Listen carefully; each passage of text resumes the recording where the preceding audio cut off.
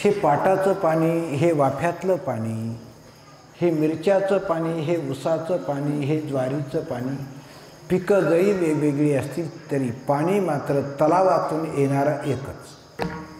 पाटातून येवो, नळातून येवो, वाफ्यातून येवो, मग हे पाणी वेगवेगळं कसं? उपाधी बदलली की चव बदलते. जमीन तीच, मालक तोच, पाणी देणाराही तोच. हे सगळं जरी तेच असलं, मालक जरी एक असला तरी मी पाहिलं, मी ऐकलं, माझ्या डोळ्याने पाहिलं, माझ्या